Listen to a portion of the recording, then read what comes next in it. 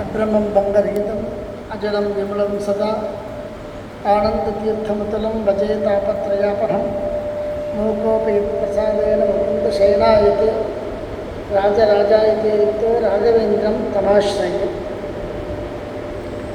ಎಲ್ಲ ಸಜ್ಜನರಿಗೂ ಮಧ್ವ ಬಂಧುಗಳಿಗೂ ನಮ್ಮ ಲಕ್ಷಾವತಿ ಅರ್ವಾಸ್ತುತಿ ಮಂತ್ರ ಪಾರಾಯಣ ಸಮಿತಿ ಮತ್ತು ಮಧ್ವ ಸೇವಾ ಸಂಘ ಮೂಲಕವಾಗಿ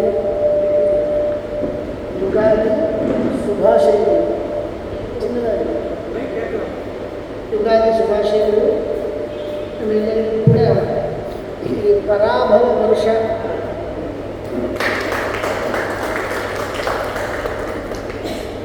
ಪರಾಭವ ವರ್ಷ ಆನಂದವಾಗಿರಬೇಕು. ಪ್ರತಿ ವರ್ಷವೂ ಕೂಡ ನಾವು ಈ ಪಂಚಾಂಗ ಪಠಣ ಶ್ರವಣ ಮಾಡ್ತಾ ಇದ್ದೀವಿ.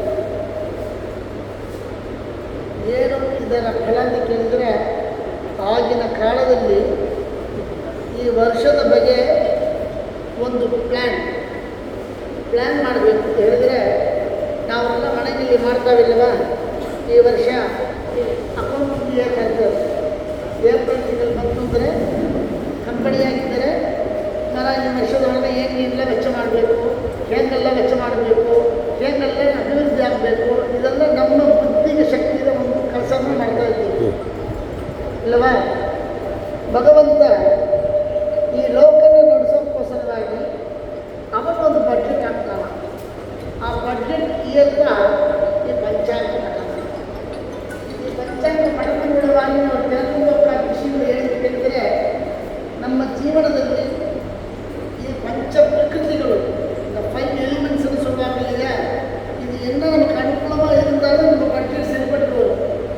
ಇದು ಕಂಪನಿಗಳ ಥರ ಮಾತ್ರ ಇಲ್ಲ. ಇಂದ 5 ವಿಧವಾಗಕ್ಕೆ ಕೂಡಿಯ இந்த பிரகிருதிகள் நமக்கு அனுகூலமாக இருந்தால் மட்டும்தான்